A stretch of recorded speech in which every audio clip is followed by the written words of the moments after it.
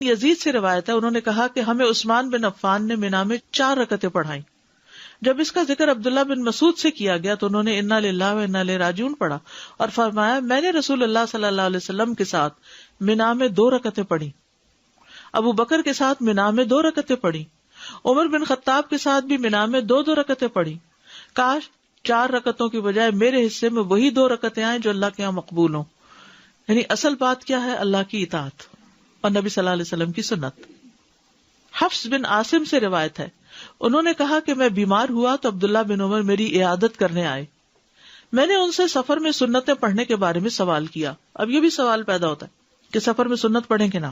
تو انہوں نے کہا میں سفر کے دوران رسول اللہ صلی اللہ علیہ وسلم کے ہمراہ رہا ہوں، بس میں نے آپ کو سنتیں پڑھتے نہیں دیکھا. اگر مجھے سنتیں پڑھنی ہوتی تو میں نماز ہی پوری پڑھتا، فرض کیوں نہ پورا پڑھتا. اور اللہ تعالیٰ نے فرمایا تھا لقد کان لکم فی رسول اللہ اسوۃ حسنہ، بے شک اللہ کے رسول میں تمہارے لیے بہترین نمونہ ہے.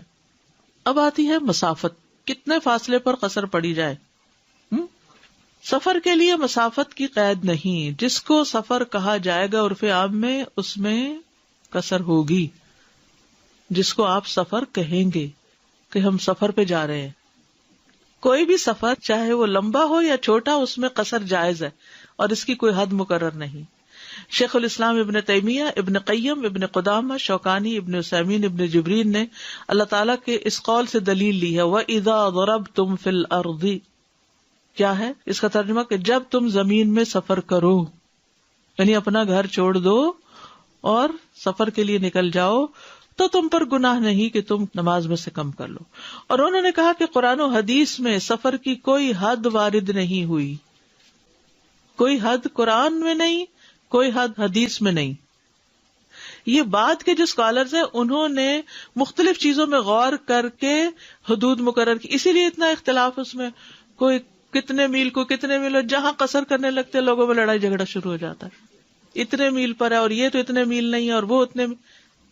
تو اس میں عرف کی طرف رجوع کرنا ہوگا کہ لوگوں کے نزدیک سفر کسے کہتے ہیں، کس شہر کس علاقے میں وہ سفر کس کو کہتے ہیں. اب ایک گاؤں میں 10 میل فاصلے شہر میں جانے وہ کیا کہتے ہیں اس کو؟ سفر. لیکن یہاں آپ ٹورانٹو کے اندر 10 میل سفر شاید روز ہی کرتے ہو، قریب سے قریب لوگ بھی 10 میل سفر کر کے آتے ہو. آپ 60 کرتی ہیں تقریباً جب آتی ہیں کلاس میں. سبحان اللہ. تو آپ کتنا کرتی ہیں؟ 75. جی 65. سبحان اللہ. تو اب آپ دیکھیے کہ علاقے پر بھی بیس کرتا ہے نا، اور پھر عرف عام میں جس کو آپ سفر شمار کریں گے تو اس میں پھر یہ دیکھا جائے گا کہ جو میں نکل کے جا رہی ہوں یہ سفر ہے بھی یا نہیں ہے. اور آگے پھر دیکھتے ہیں. اور انہوں نے کہا اس آدمی کے قول کی کوئی دلیل نہیں جو 1، 2 یا 3 دن کے ساتھ سفر کی مدت کو متعین کرتا ہے.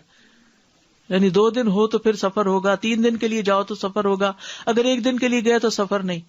اب آپ دیکھیے بہت سی جگہ ایسے ہیں جس میں لوگ ایک فلائٹ لے کے صبح کو جاتے ہیں اور دوسری فلائٹ لے کے شام کو واپس آ جاتے ہیں، اور ہو سکتا ہے کہ وہ کئی 100 میل کے فاصلے پر جائیں اس طرح. تو اس میں یہ نہیں کہا گیا کہ 1 دن کا سفر نہیں ہوگا اور 3 دن کا ہوگا سفر، نہیں، تو مدت بھی نہیں اس میں. اور انہوں نے کہا کہ اس آدمی کے قول کی کوئی دلیل نہیں جو 1 یا 2 دن یا 3 دن کی سفر کی مدت کو متعین کرتا ہے.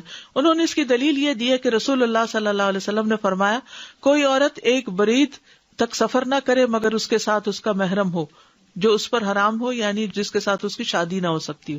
تو اب یہ چونکہ سفر شمار ہوگا تو برید کتنا ہوتا ہے وہ آگے ابھی بتایا جائے گا. ابن قیم نے کہا آپ صلی اللہ علیہ وسلم نے اپنی امت کے لیے کوئی بھی مسافت متعین نہیں کی، نہ ہی نماز کو قصر کرنے کے لیے نہ ہی روزہ چھوڑنے کے لیے، بلکہ سفر کے مطلق ہونے اور زمین میں چلنے کے بارے میں اس حکم کو مطلق رکھا ہے، متعین نہیں کیا، جیسا کہ تیمم کے حکم کو بھی ہر سفر میں مطلق رکھا ہے. ٹھیک ہے، یعنی جہاں پانی نہ ملے، یعنی گھر سے باہر ہو پانی ہے ہی نہیں تو آپ تیمم کر سکتے ہیں. اور یہ بات کہ آپ صلی اللہ علیہ وسلم سے یہ روایت کیا جاتا ہے کہ 1 دن 2 دن یا 3 دن کا سفر ہو تو اس بارے میں نبی صلی اللہ علیہ وسلم سے کوئی چیز قطعاً درست ثابت نہیں. ٹھیک ہے. علامہ البانی کہتے ہیں پس بے شک کتاب اور سنت میں سفر مطلق بیان ہو. مطلق کا معنی سمجھتے ہیں نا، اپوزٹ آف مقید، ان لمیٹڈ. مطلق کیا؟ غیر متعین. اسے کسی مسافت کے ساتھ مقید بیان نہیں کیا گیا، جیسا کہ اللہ تعالیٰ کا یہ فرمان ہے وَإِذَا ضَرَبْتُمْ فِي الْأَرْضِ فَلَيْسَ عَلَيْكُمْ جُنَاحٌ أَن تَقْصُرُوا مِنَ الصَّلَاةِ. ٹھیک ہے. حدیث میں برید، میل اور فرسخ کو مسافت کے طور پر ذکر کیا جانا ہے، یعنی مسافت جیسے ہم کہتے ہیں نا کلومیٹر، مائلز، اس طرح، تو اس زمانے میں یہ ٹرمز استعمال ہوتی تھی. عبد الرحمن بن حرملہ سے مروی ہے، انہوں نے کہا میں نے سعید بن مسیب سے کہا کیا میں مدینہ سے ایک برید کے مسافت پر نماز قصر کروں اور روزہ چھوڑ دوں؟ انہوں نے کہا ہاں. یحییٰ بن یزید ہنائی کہتے ہیں کہ میں نے انس بن مالک سے نماز قصر کرنے کے بارے میں سوال کیا تو انس رضی اللہ عنہ نے فرمایا رسول اللہ صلی اللہ علیہ وسلم جب 3 میل یا 3 فرسخ کی مسافت پر جاتے تو 2 رکعتیں پڑھتے. ٹھیک ہے. اب مدینہ سے 3 میل باہر نکل کے، تو اس کا مطلب جب آبادی ختم ہو گئی تو پھر سفر شروع ہو گیا اور 3 میل تک گئے تو سفر قرار پایا. ٹھیک ہے. لیکن جہاں آبادی ختم ہی نہیں ہو رہی، ایک ہی شہر میں آپ 3 میل کے فاصلے پر رہتے ہیں تو وہ سفر نہیں ہوگا. بڑا شہر ہوگا تو اس کے کئی میل کے سفر روز مرہ میں ہو رہے ہوں گے، اور چھوٹا ہوگا تو اس کے نکل کے حد سے باہر جلدی شروع ہو جائے گا. الیوم، ایک دن کا سفر 2 برید، الیوم واللیلہ، رات اور دن کا سفر 4 برید. ٹھیک ہے. برید کتنا ہوا ہے؟ 4 فراسخ، اور فرسخ کتنا ہے؟ 3 میل. ٹھیک ہے. تو یعنی ایک دن میں اس وقت مسافت کتنی طے کی جاتی تھی؟ 2 برید. ٹھیک ہے. 24 ہو گئے، جسے اونٹ پر جا رہے ہیں. ایک دن رات چلتا رہے اونٹ تو کتنا ہو گیا؟ 4 برید، ڈبل ہو گیا. ایک برید کتنا بنتا ہے؟ 4 فرسخ، اور ایک فرسخ کتنا بنتا ہے؟ 3 مائل. بس ایک دن 2 برید 8 فرسخ 24 میل 43.2 کلومیٹر ہو گیا. ٹھیک ہے. ایک دن رات 4 برید 16 فرسخ 48 میل اور 86 کلومیٹر ہو گیا. تو لوگوں نے پھر اس سے یہ جو ہے نا کلومیٹر یہ متعین کیے ہیں مسافت کے لیے. یعنی نبی صلی اللہ علیہ وسلم سے جو اصلاً ثابت ہے وہ کیا ہے؟ 3 میل سے آپ نے شروع کر دی. ٹھیک ہے.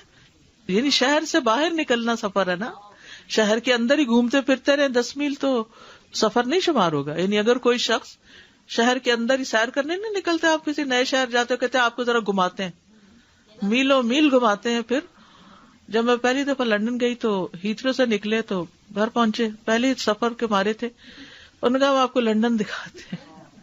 جیٹ لیگ تھا، نیند نہیں پوری ہوئی تھی. انہوں نے جو گھمانا شروع کیا مجھے نہیں پتا کیا گھمایا ہوا، تو گاڑی میں سو گئی. تو اب اس لیے مہمان کی تکریم کے طور پر لوگ آپ کو خوشی سے دکھاتے ہیں. کوئی گھر میں آئے تو کہتے ہیں آئے اپنا گھر دکھاتے ہیں، کوئی شہر میں آئے تو آئے اپنا شہر دکھاتے ہیں.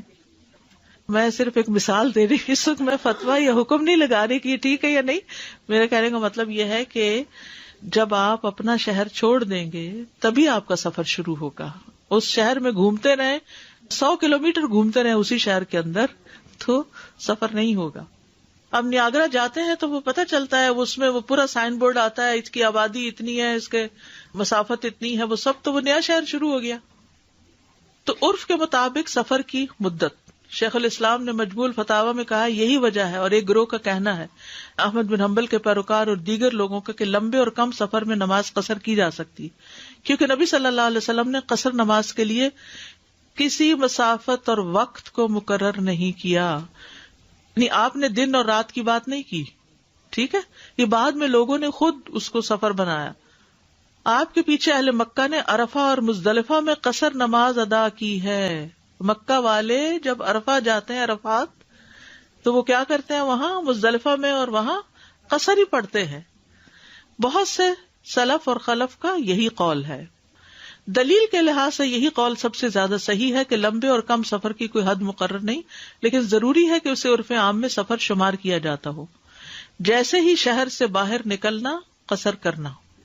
علامہ البانی نے کہا اس بارے میں صحیح بات یہ کہ یہ حکم کسی بھی سفر کے ساتھ مقید نہیں، بلکہ جیسے ہی شہر کی حدود سے باہر نکلے قصر کرے. ابن عمر سے مروی انہوں نے کہا اگر میں 1 میل کا سفر کروں گا تو نماز قصر کروں گا. جی شہر سے نکل کر، اصل بات یہ 3 میل اور اس سے زیادہ کی مسافت پر قصر کا جواز. ابن عمر سے مروی ہے انہوں نے کہا 3 میل کی مسافت پر نماز کو قصر کیا جائے گا. لجلاج سے مروی ہے انہوں نے کہا ہم عمر رضی اللہ عنہ کے ساتھ 3 میل کا سفر کرتے تو ہم نماز قصر پڑھتے اور روزہ چھوڑ دیتے. لیکن یاد رکھیے شہر سے نکل کر، یہ یاد رکھنا ہے، گھر سے نکل کر نہیں.